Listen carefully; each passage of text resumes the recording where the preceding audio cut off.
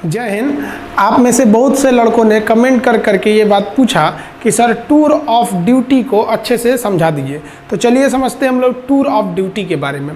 देखिए, जो आर्मी है इसकी दो सबसे बड़ी खासियत होनी चाहिए। सबसे पहला कि आपकी आर्मी एक्टिव होनी चाहिए, दूसरा कि आर्मी को यंग रखना जरूरी है, जवान रखना चाहिए आर्मी को।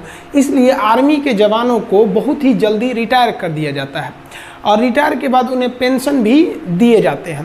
पेंशन के बोझ को कम करने के लिए टूर ऑफ ड्यूटी को लाया गया। तो समझते हैं हम लोग टूर ऑफ ड्यूटी के बारे में डिटेल से। आप अगर ध्यान से समझेंगे तो आर्मी में जाने के कई रास्ते हैं। इंडिया में अगर देखिएगा तो ये 3 रास्ते हैं। अभी इंडिया में एक दौर है परमानेंट कमीशन। परमानेंट कमीशन उसे कहा जाता है जिसमें आपको पूरी ज़िंदगी आर्मी के साथ पूरी लाइफ गुजारनी होती है। लाइफ कहने का मतलब ये नहीं है कि आपको पूरी ज़िंदगी आर्मी में नहीं रहना है। अगर आप जवान हैं तो आपकी उम्र 38 से 40 साल होगी तो आपको रिटायर कर दिया जाएगा। ऑफिसर हैं तो 54-55 पे रिटायर कर दिया जाता है। कर्नल से ऊपर रैंक के हैं तो 60 साल पे रिटायर किया जाता है। तो ऑन एन एवरेज ये परमानेंट में आते हैं। इसके अलावा एक शॉर्ट सर्विस कमीशन होता है। इसमें आपको 10 से 15 साल ड्यूटी करनी होती है। जब तक ड्यूटी करिएगा तब तक आपको सैलरी वगैरह सब कुछ मिलते रहेंगे। 15 साल बाद रिटायर कर दिया जाता है। अब रिटायरमेंट के बाद इन लोगों को पेंशन भी दिया जाता है। अब आर्मी जो नया प्लान कर रही है वो टूर ऑफ ड्यूटी ये 3 साल के लिए होगा। अभी इस पर कोई ऑफिशियल बात नहीं हुई है कि इसका स्ट्रक्चर कैसा रहेगा, लेकिन हमारे जो CDS हैं, chief of defence staff Bipin Rawat, उन्होंने इस ओर इशारा किया था कि टूर ऑफ ड्यूटी का प्लान चल रहा है। तो ये 3 साल के लिए आर्मी में आना होगा। अभी हम इस पर डिटेल से चर्चा करेंगे। अब हमारे देश में कुछ और भी समझिए। हमारे देश में कुछ टेरिटोरियल आर्मी है।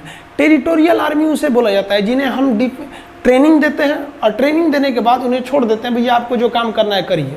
और जब युद्ध होगा ना तो हम उन्हें बैकअप के लिए बुला लेते हैं। ऐसे टेरिटोरियल आर्मी ये होते हैं। ये इसलिए किया जाता है ताकि लोगों का सेना से जुड़ाव बना रहे। हमारे महेंद्र सिंह धोनी भी टेरिटोरियल आर्मी में लेफ्टिनेंट कर्नल के रैंक पर गए थे। आप अगर देखेंगे महेंद्र सिंह धोनी को तो वो भी टेरिटोरियल आर्मी में अपनी सेवा दिए हुए हैं। इनका रैंक देखेंगे तो ये लेफ्टिनेंट कर्नल के रैंक पे ये गए थे महेंद्र सिंह धोनी। तो ये टेरिटोरियल आर्मी में है। तो ये तो पहले से चल रहा है टेरिटोरियल आर्मी हमारा।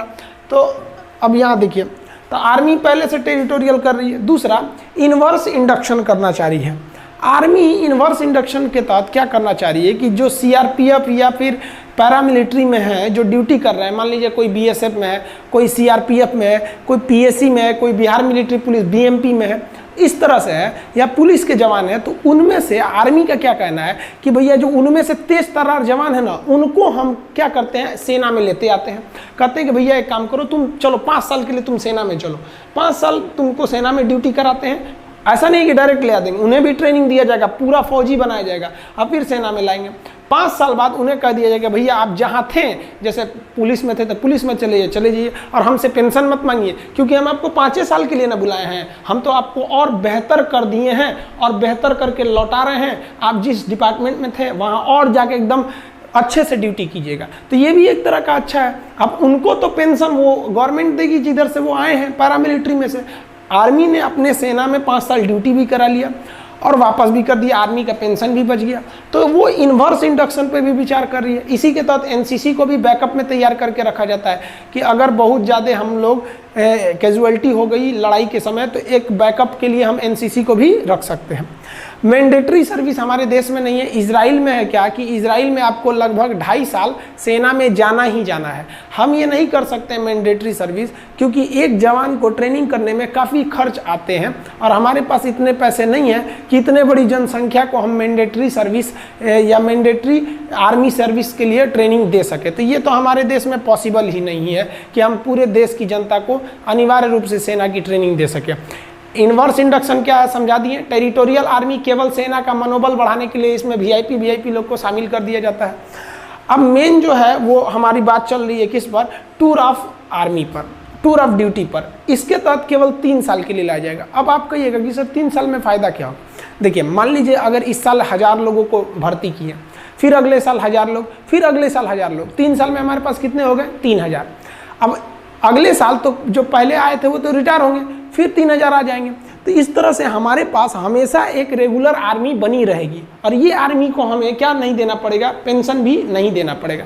अभी हम पेंशन पे आएंगे, चर्चा करेंगे। अब थोड़ा सा हम आगे समझते हैं टूर ऑफ ड्यूटी में, ध्यान से समझिए इस टूर ऑफ ड्यूटी के बारे में समझिए। ये एक तरह का इंटर्नशिप है। इंटर्नशिप क्या होता है कि आपको किसी खास काम के लिए और खास फिक्स समय के लिए जब बुलाया जाता है तो उसे इंटर्नशिप कहते हैं।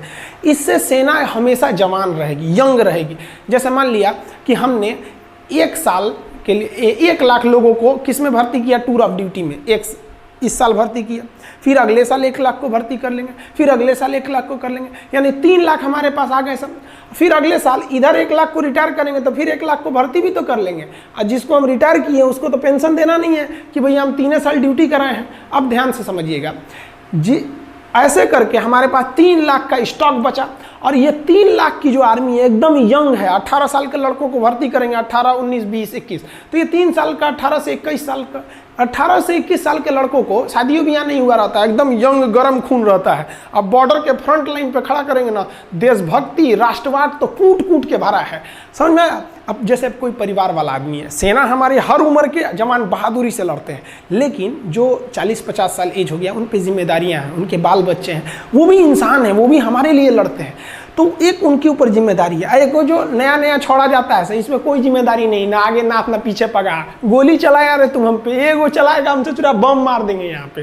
तो ये आर्मी को यंग रख सकते हैं। इससे आर्मी को डबल फायदा कि आर्मी हमेशा यंग रह गई और जो रिटायर हुए उन्हें सैलरी भी नहीं देना है, और आर्मी कम भी तो नहीं होगी ना भैया। हर साल हम 1-1 को रखे रहेंगे, हमेशा हमारे पास 3 लाख की एक टूर ऑफ आर्मी की, टूर ऑफ ड्यूटी की फौज पड़ी रहेगी। समझ में आया कि नहीं आया?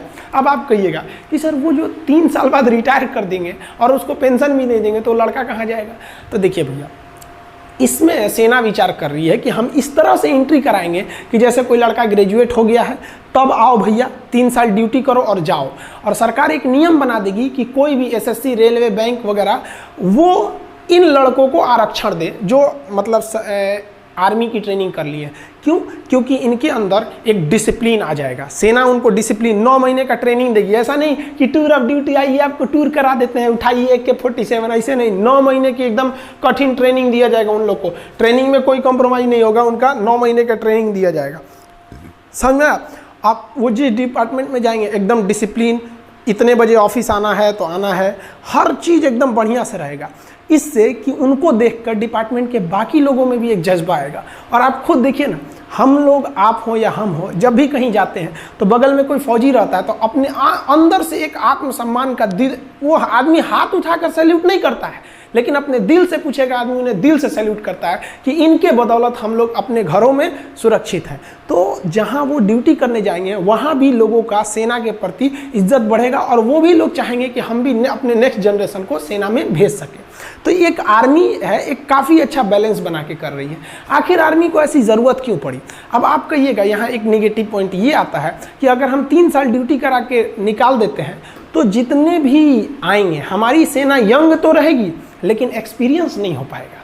देखिए, जवान रहना भी ज़रूरी है, एक्सपीरियंस का भी रहना ज़रूरी है। कहीं कहीं जोश और जुनून काम नहीं आता है, एक्सपीरियंस काम आता है। तो इसीलिए आर्मी विचार कर रही है कि हम अपनी आर्मी में 40%, 30 से 40% फौज को टूर ऑफ ड्यूटी के तहत रखेंगे ताकि ये लोग जवान रहें, और बाकी 60% फौज हम फुल परमानेंट सर्विस वाले रखेंगे ताकि इनके पास एक्सपीरियंस रहे। तो आर्मी हर तरह के मैटर पर विचार कर रही है। याद रखिएगा, अभी ये विचार हो रहा है, कंफर्म अभी नहीं हुआ। देखिए अब ध्यान से, ये एक तरह का इंटर्नशिप उसे कहते हैं जो एक फिक्स टाइम के लिए आपको बुलाया जाता है। इसमें वर्दी भी मिलेगी खूब बढ़िया, भाई सेना की वर्दी मिलना बहुत बड़ी बात होती है। आपका बढ़िया बढ़िया ब्रांड, जो हज़ारों रुपए के आप जो ब्रांड पहनते हैं ना, उस ब्रांड की कोई कीमत नहीं है अगर आपके बगल में कोई बंदा वर्दी पहन के इंडियन आर्मी का उस पर लोगो बना हो, पहन के खड़ा हो जाए तो सारा आपका ब्रांड बर्बाद हो गया उस आर्मी के वर्दी के बाद। तो एक वर्दी भी मिलेगी, रैंक भी मिलेगी, सैलरी भी मिलेगी। क्या नहीं मिलेगा? तो भैया पेंशन नहीं मिलेगी। सारा बवाल तो पेंशनें कम करने के लिए हो रहा है, समझ में आया कि नहीं? तो पेंशन नहीं मिलेगा आपको। क्यों पेंशन नहीं मिलेगा? क्योंकि पेंशन देने के लिए कम से कम आपको 17 साल की ड्यूटी करनी रहती है। इसमें तो ओवरऑल 3 साल की ड्यूटी ही है। तो समझ में आ रहा है कि नहीं आ रहा है? जो टूर ऑफ ड्यूटी के तहत आएगा वो सेना के एडवेंचर को भी देख लेगा, राष्ट्रवाद भी देख लेगा, डिसिप्लिन भी सीख लेगा, स्वास्थ्य, मेंटेलिटी, हर चीज़ को सुदृढ़ कर लेगा और दूसरी नौकरी में उसको छूट भी मिलेगा, तो उसका भी करियर खराब नहीं हुआ। देश की सेना भी जवान रह गई और देश का जो पेंशन पे खर्च था वो भी बच गया। आर्मी का जनता से जुड़ाव भी हमेशा रेगुलर बना रहेगा 3 साल पे। अब जैसे क्या होता है कि एक आर्मी गया वो 40 साल ड्यूटी पे रहेगा, तो भैया 40 साल तक आप उसके जगह पे दूसरा भर्ती नहीं ना करेंगे, यहाँ तो हर 3 साल पे ड्यूटी पे भर्ती करना है। तो समझ में आ रहा है? अब आप देखिए ज़रा ध्यान से, इस इंटर्नशिप पे क्या किया जाएगा। शुरुआत में ऐसा नहीं है कि आप कोई सेना में कोई डिसीजन बड़े पैमाने पर ले सकते हैं। तो आर्मी का कहना है कि पहले हम 1000 जवान और 100 ऑफिसर को भर्ती करेंगे। इसमें 1000 जवान को भर्ती करेंगे, 100 ऑफिसर को। इस पे देखेंगे कि इस पे क्या अभी प्रोसीजर है, क्या इसके रिजल्ट आएंगे। हम आपको अभी इसके फ़ायदे समझाते हैं। अब ध्यान से समझिए इसके फ़ायदे क्या क्या होंगे हमारे। देखिए इसके बेनिफिट समझाते हैं। एक रेगुलर जो जवान होता है, हम अभी इसमें ऑफिसर की बातें नहीं कर रहे हैं, हम जवान की बात कर रहे हैं। देखिए ऑफिसर बहुत कम होते हैं। एक कंपनी में लगभग 3 प्लाटून होता है। जैसे 10 जवान का एक सेक्शन होता है और 3 सेक्शन को मिला के एक प्लाटून बनता है और 3 प्लाटून को मिला देंगे तो एक कंपनी बनती है। और एक कंपनी को कमांड करता है एक ऑफिसर, यानी 90 लोगों की फौज पे एक ऑफिसर हो जाता है। 90 से 120, कभी कभी 4 प्लाटून का भी एक कंपनी बनता है। वो फर्दर वीडियो में हम आपको समझाएंगे। Company, platoon, section, battalion, regiment, brigade, division, इस सब में अंतर कभी समझा देंगे उसमें। तो एक रेगुलर जो जवान होता है, उस जवान को पूरा परमानेंट अगर ड्यूटी दीजिएगा तो भर्ती से लेकर उसकी जितनी सैलरी बनती है, अलावेंस बनता है, भत्ते बनते हैं, उसको पेंशन होता है, वो सब मिलाकर अगर जोड़ दीजिएगा तो 11 करोड़ रुपए आते हैं। 11 करोड़। और अगर यही जवान अगर हम टूर ऑफ ड्यूटी के तहत लेते हैं तो 3 साल का है, तो 3 साल में आप उसको कितना अलावेंस दे दीजिएगा, कितना खर्चा कीजिएगा। अब पेंशन का तो बवाले नहीं है, तो टोटल 90 लाख खर्च आएगा। तो हम यहाँ कैलकुलेशन ईजी करने के लिए 1 करोड़ लिख दिए, मान के चलिए 1 करोड़ आएगा। तो सोचिए जो रेगुलर जवान है वो 11 करोड़ और जो टूर ऑफ ड्यूटी पे आ रहा है 1 करोड़, यानी एक जवान पर कितना बचेगा हमको? 10 करोड़ बचेगा। दूसरा, ये तो पैसा बच ही गया। दूसरा, ये जो फुल समय ड्यूटी करेगा, जैसे मान लीजिए कि हम ही आर्मी में भर्ती हो जाए तो अभी हम अच्छे से ड्यूटी कर सकते हैं, लेकिन 10 साल बाद क्या बुढ़ा जाएगा आदमी, अच्छे से नहीं ना ड्यूटी हो पाएगी, उतने बेहतरीन ढंग से नहीं हो पाएगा जितना एक यंग आदमी कर सकता है। तो इससे डबल फायदा टूर ऑफ ड्यूटी से। एक जवान के पीछे 10 करोड़ बच गया और सेना पूरी तरह जवान है, एकदम यंग है। समझ में आया कि नहीं? तो ये हो गया इससे फायदा। अब देखिए जरा ध्यान से, स्टार्टिंग हम लोग ट्रायल जो करने जा रहे हैं, शुरुआत में हम लोग 1000 सैनिकों को भर्ती करेंगे। तो देखिए बेनिफिट क्या होगा, हम 1000 सैनिकों को भर्ती करने जा रहे हैं। एक सैनिक पर कितना बेनिफिट है? 10 करोड़ का। तो 1000 पर कितना हो जाएगा? उसमें 10 से गुणा कर दीजिए, 10,000 करोड़। 10,000 करोड़ की बचत आ जाएगी, क्योंकि एक सैनिक पर हमारा बचत हो रहा है 10 करोड़ का। तो 1000 सैनिकों पर बचत कितना हो जाएगा? इसमें 10 से गुणा करेंगे तो 10,000 करोड़ का बचत हो जाएगा हम लोग को। अब इस बचत से 10,000 करोड़ से हम आधुनिक हथियार खरीद सकते हैं, आर्टिलरी खरीद सकते हैं, हेलीकॉप्टर खरीद सकते हैं। आप खुद सोचिए ना, 126 राफेल जहाज़ों की ज़रूरत थी, आ कितना रहा है? केवल 36, यानी 90 जहाज अभी कम आए हैं। अब सोचिए हमारे यहाँ पे तो पैसे, हथियार पे पैसे कम खर्च होते हैं और अपनी की टेक्नोलॉजी उतनी आगे नहीं है जितना होना चाहिए। सेना के क्षेत्र में हम मतलब सेना में जो हथियार बनाना है तो उसमें हम लोग उतना मतलब संतोषजनक विकास नहीं कर पाए। मिसाइल टेक्नोलॉजी हम लोग की आगे है, लेकिन जो हेलीकॉप्टर एविएशन सेक्टर है उसमें बहुत संतोषजनक विकास नहीं हुआ है। अब आप ऐसे अंदाज़ा लगाइए, 1 रैंक 1 पेंशन जब आया था तो आपको पता होगा ये क्या है 1 रैंक 1 पेंशन। मतलब क्या है समझिए ध्यान से, कि जिस तरह से लोगों की सैलरी बढ़ती है, जैसे जो दरोगा 2010 में था या जो 1995 में दरोगा की जो सैलरी थी, क्या 2020 में वही सैलरी है? नहीं ना, सैलरी बढ़ रही है। तो 1 रैंक 1 पेंशन में क्या करना है कि भैया जब सैलरी बढ़ रही है ना तो पेंशन भी बढ़ाइए। यानी जो आदमी, जो सिपाही 2020 में रिटायर हो रहा है उसका पेंशन जितना है उतना ही पेंशन उस सिपाही का भी होना चाहिए जो 2002 में रिटायर हो गया और अभी तक जिंदा है, मतलब जीवित है। अब आर्मी को तो बहुत यंग एज में ना रिटायर कर दिया जाता है। तो मतलब कहना है कि पेंशन एकदम सेम होना चाहिए। तो इससे पेंशन पे बोझ इतना बढ़ गया है कि आर्मी ना अपने कुल बजट का लगभग 60% बबुआ 60% लगभग केवल सैलरी और पेंशन में खर्चा हो जाता है। यानी जो आर्मी को पैसे मिलते हैं उस पैसे का 60% सैलरी या पेंशन में खत्म हो जाता है। बाकी में आपका डीजल का खर्चा है, ये वगैरह वगैरह खर्चे हैं, तो बहुत कम खर्च हो पाते हैं हम लोग का। अब ऐसे समझिए ध्यान से हमारी आर्मी को टोटल 2.5 लाख करोड़ रुपए मिलते हैं साल में, कि भैया इस 2.5 लाख करोड़ में आपको जो करना है करिए। अब 2020 का हम आपको बताते हैं, जो 2.5 लाख करोड़ मिले थे हम लोग को, उसका हिसाब देखिए ध्यान से यहाँ पे कैसे है 2.5 लाख करोड़ का 2020 में। उस 2.5 लाख करोड़ में से 1,33,000 करोड़ हम लोग पेंशन देने में खर्च कर दिए, यानी लगभग आधा खर्च कर दिए पेंशन देने में, 1 रैंक 1 पेंशन का पेंशन पे। और हथियार कितने का खरीदे? 1,20,000 करोड़। आप अगर इसको जोड़िएगा तो लगभग 2.5 लाख करोड़ आ जाता है। तो ये हमारा 2.5 लाख करोड़ का हिसाब है, आधा निकल गया पेंशन सैलरी देने में, अब बाकी बचा। अब खुद सोचिए ना, पेंशन वगैरह का जो हमारा खर्चा है पेंशन का, उससे कम खर्चा है हमारे हथियार का। अब कहीं ना कहीं आपको भी ये अजीब लग रहा होगा सुन के कि भैया हम हथियार पे जितना खर्च कर रहे हैं उससे ज़्यादा पेंशन पे खर्च कर रहे हैं। तो ये टूर ऑफ ड्यूटी है, इसके पीछे भले ये तर्क दिया जा रहा है कि आर्मी जवान रहेगी, सेना जवान रहेगी, ये तर्क दिया जा रहा है कि युवाओं में जो राष्ट्रवाद है, जो देश प्रेम है, उसका सही उपयोग होगा, लेकिन इसके पीछे जो मेन रीजन है वो आपको दिख गया कि आर्मी अपने पेंशन को बचाकर उस पैसे को मॉडर्नाइजेशन की ओर लगा सकती है, क्योंकि हमारे जो बगल में चाइना है ये बहुत ही ज़्यादा अपने आर्मी पे पैसे खर्च कर रहा है। तो ये समझ में आ गया आप लोग को। अब आपके मन में एक सवाल आएगा कि ये जो सैनिक होंगे टूर ऑफ ड्यूटी पे, ये कैसे आएंगे? टूर पे जैसे घूमने जाते हैं? नहीं, इनका भी वैसे ही बहाली होगी, वैसे ही भर्ती होगी जैसे एक रेगुलर आर्मी का होता है, वैसे ही ट्रेनिंग होगी जैसे एक रेगुलर आर्मी का। यानी अगर कोई जवान खड़ा है तो आप देख के नहीं कह सकते हैं कि टूर ऑफ ड्यूटी का है कि ये परमानेंट है, फिर आप उसके आई कार्ड को देखना पड़ेगा, उसका सर्विस रिकॉर्ड देखना पड़ेगा कि कौन सा ये जवान है, तब पता करेंगे। ट्रेनिंग भी एक ही जगह पर होगी, सैलरी भी एक मिलेगा, हर चीज़ एक रहेगी, फ़र्क बस ये रहेगा कि भैया आपको 3 साल पर रिटायर कर दिया जाएगा बस, अब और पेंशन नहीं दिया जाएगा। भर्ती सेम होती है, आप आर्मी की भर्ती देखे होंगे, हमारे देश के जितने युवा जवान होते हैं दौड़ लगाते हैं, वो लोग 4 मिनट में 1600 मीटर दौड़ लगा के वो दौड़ लगाते हैं। फिर जो प्रोसीजर होती है उनका, वो उस प्रोसीजर के बाद वो लोग सेलेक्ट होते हैं, और सेलेक्ट होने के बाद तब वो कहाँ जाते हैं? आर्मी में जाते हैं। सबका पैरामीटर सेम रहेगा आर्मी में अगर वो चले जाते हैं तो।